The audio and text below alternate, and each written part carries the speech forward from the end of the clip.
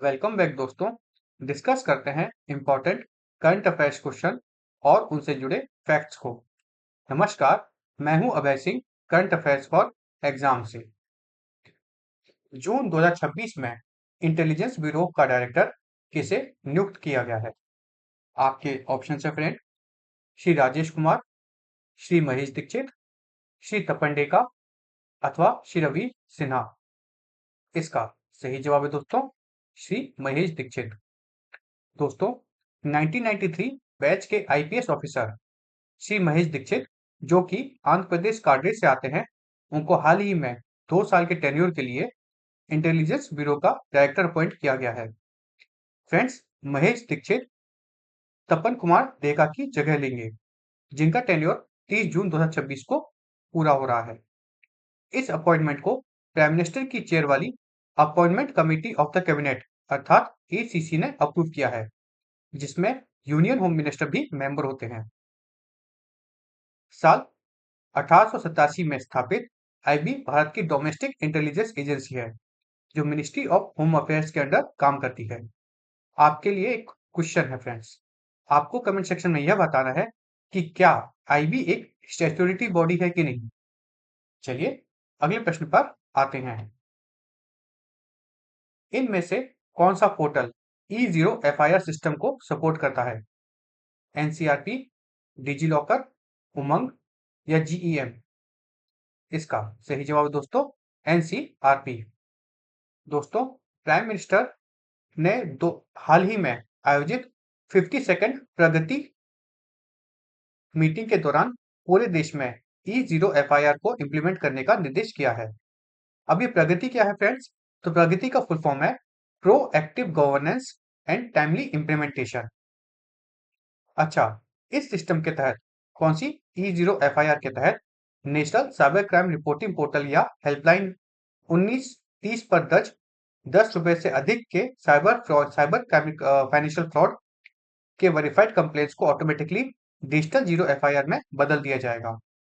Zero FIR के तहत किसी भी पुलिस स्टेशन में बिना टेरिटोरियल जुरिस्डिक्शन के मामला दर्ज किया जा सकता है, जिसके बाद डिटेल इन्वेस्टिगेशन के लिए कंपिटेंट पुलिस स्टेशन को वह ट्रांसफर किया जा सकता है। चलिए अगले प्रश्न पर आते हैं। गुजरात ने क्लास 3 पदों पर पूर्व अग्निवीरों के लिए कितने प्रतिशत आरक्षण की घोषणा की है? आपके ऑप्शन है फ्रेंड, 10%, 15%, 20% अथवा 25%। इसका सही जवाब है दोस्तों, 20%। दोस्तों,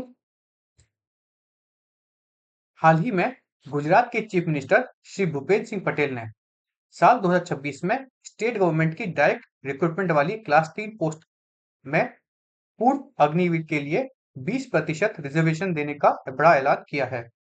यह रिजर्वेशन मुख्य रूप से स्टेट पुलिस, जेल और फॉरेस्ट डिपार्टमेंट में arm police sub inspector, police constable, jailer group 2, jail सिपाही और फॉरेस्ट गार्ड जैसी पोस्ट पर लागू होगा। चलिए अगले प्रश्न पर आते हैं।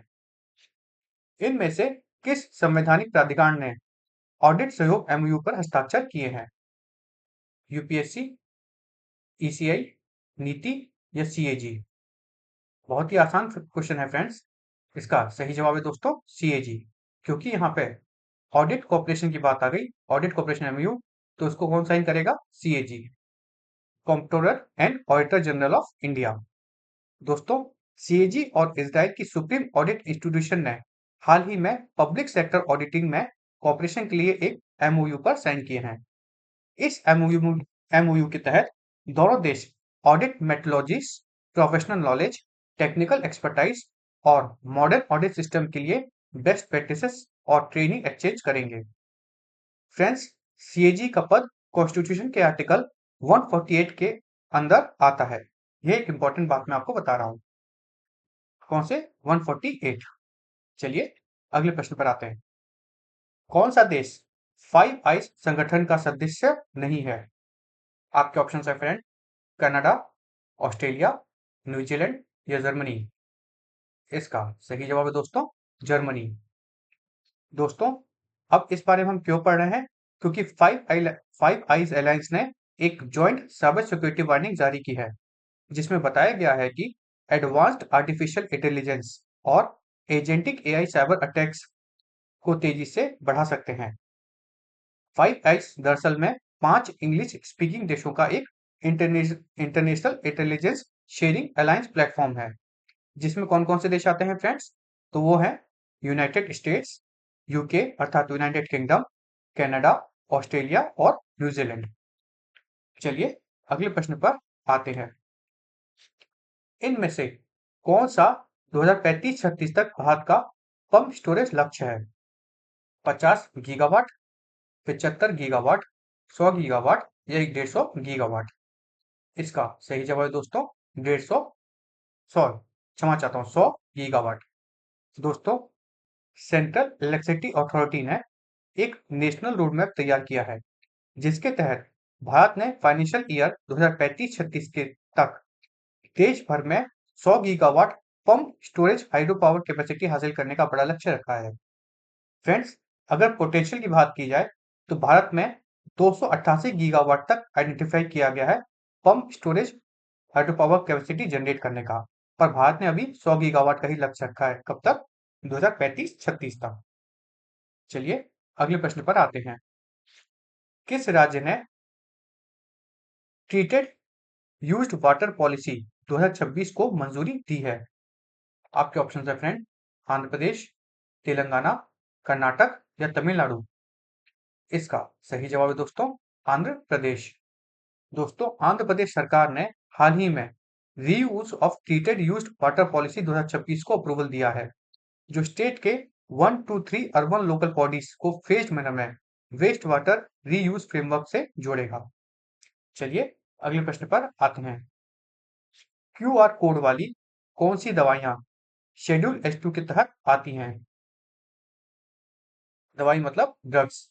आपके ऑप्शन है फ्रेंड, कॉस्मेटिक, वैक्सीन्स, न्यूट्रिएंट्स या आयुर्वेदा? इसका सही जवाब है दोस्तों वैक्सीन्स। अब इस बारे में हम क्यों पढ़ रहे हैं फ्रेंड्स?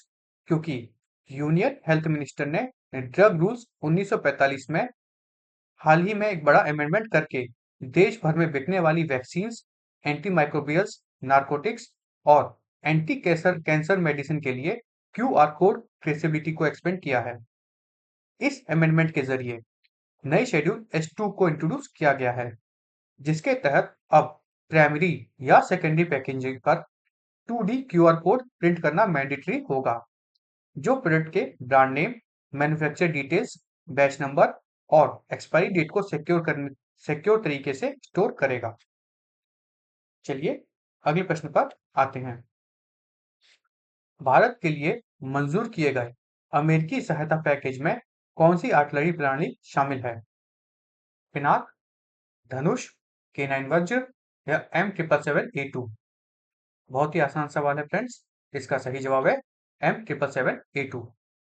अब इस बारे में हम इसलिए पढ़ रहे हैं फ्रेंड्स, क्योंकि हाल ही में यूनाइटेड स्टेट्स ने भारत के लिए 482 मिलियन US डॉलर का एक डिफेंस सपोर्ट पैकेज को अप्रूवल दिया है, जो मुख्य रूप से पहले से मौजूद मिलिट्री प्लेटफॉर्म्स के मेंटेनेंस और सस्टेनेंस पर फोकस करेगा। ये कोई नए चीज खरीदने के लिए या नया मिलिट्री प्लेटफॉर्म खरीदने के लिए नहीं है, जो पहले से मौजूद है उसके लिए है। इसमें फॉरेन मिलिट्री सेल्स पैकेज में कोई नया वेपन प्लेटफॉर्म में शामिल नहीं है। इसका लगभग $230 मिलियन तो सिर्फ M777A2 ultra light howitzer artillery को स्पेयर पार्ट्स और टेक्निकल एक्सटेंस के लिए एलोकेटेड है। चलिए अगले प्रश्न पर आते हैं। इनमें से कौन सा प्रोजेक्ट श्री अमरनाथ यात्रा 2026 को सुरक्षित बनाता है? आपके ऑप्शन है फ्रेंड, हॉकाई, स्काई शील्ड, सुरक्षा नेट या विजिल गार्ड? इसका सही जवाब है दोस्तों हॉकाई। दोस्तों, श्री अमरनाथ जी यात्रा सुरक्षा को मजबूत करने के लिए 25 और 26 जून 2026 को प्रोजेक्ट हॉकाई लॉन्च किया गया है, जिसके तहत एडवांस्ड सर्वेलेंस और मल्टी लेयर सिक्योरिटी डिप्लॉय की गई है। इस प्रोजेक्ट को जम्मू और कश्मीर के अनंतनाग में पहलगाम और बालटाल दोनों यात्रा रूट्स पर इम्प्लीमेंट किया गया है, और इसमें 5 drone, 416 high resolution CCTV camera, facial recognition system, 28 मर्चेंट मोर्च और 22 स्नाइपर टीम लगाई गई हैं। यात्रा की सुरक्षा को ध्यान में रखते हुए गवर्नमेंट ने जम्मू, पहलगाम और बालताल के पूरे पिलग्रिमेज रूट पर completely no fly zone declare किया है। चलिए अगले प्रश्न पर आते हैं। एमएसएमई दिवस दुनिया भर में किस तारीख को मनाया जाता है? आपके ऑप्शन है फ्रेंड, 26 जून, 27 जून, 28 जून या 29 जून। इसका सही जवाब है दोस्तों 27 जून। दोस्तों, हर साल 27 जून को एमएसएमई डे ग्लोबली मनाया जाता है, जिसे यूनाइटेड नेशन जनरल असेंबली ने साल 2017 में फॉर्मली डेजिग्नेट किया था। फ्रेंड्स, एमएसएमई भारत के जीडीपी में लगभग 31% कंट्रीब्यूट करते हैं, देश की मैन्युफैक्चरिंग आउटपुट और एक्सपोर्ट्स का बड़ा हिस्सा हैंडल करते हैं और देश में second largest employment generation sector MSME ही है। चलिए अगले प्रश्न पर आते हैं। इंदौरी मालवी आलू मुख्य रूप से किस जिले से जुड़ा है? इंदौर, रतलाम, भोपाल या उज्जैन? क्वेश्चन बहुत ही आसान है फ्रेंड्स। इसका सही जवाब है इंदौर, जो कि क्वेश्चन में लिखा ही था।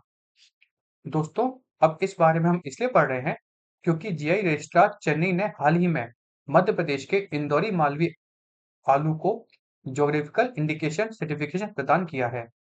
यह आलू वैरायटी अपने लो शुगर और लो स्टार्च कंसंट्रेशन के लिए जानी जाती है और फ्राई करने के बाद भी यह अपना सफेद जो कलर होता है, सफेद रंग होता है, उसे बरकरार रखती है, जो इसे चिप्स और फ्रेंच फ्राइज के लिए परफेक्ट बनाते हैं। भारत में फ्रेंड्स जीआई रजिस्ट्रेशन अर्थात geographical indication of goods act 1999 के तहत किया जाता है। चलिए अगले प्रश्न पर आते हैं। कुराज द्वारा विकसित नया सेंसर किस जहरीली धातु का पता लगाता है?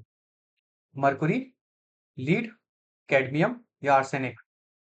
इसका सही जवाब है दोस्तों लेड। दोस्तों, क्यूराज अर्थात सेंट्रल यूनिवर्सिटी ऑफ राजस्थान के रिसर्चर्स ने फिनिश नैनो टेक्नोलॉजी कंपनी कैनाटूर के साथ मिलकर पानी में टॉक्सिक लीड आयंस को डिटेक्ट करने के लिए एक इनोवेटिव सेंसर डेवलप किया है।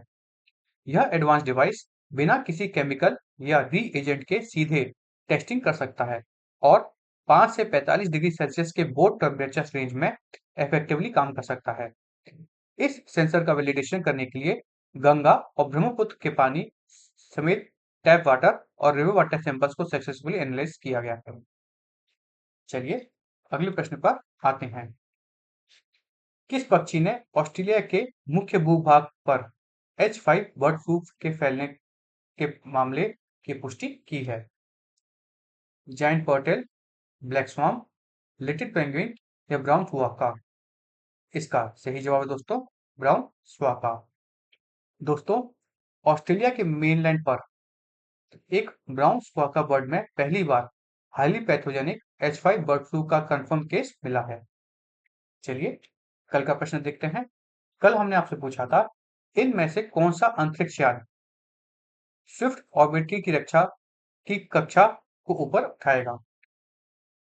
ड्रैगन, लिंक, ओरियन या फिर सैंगस?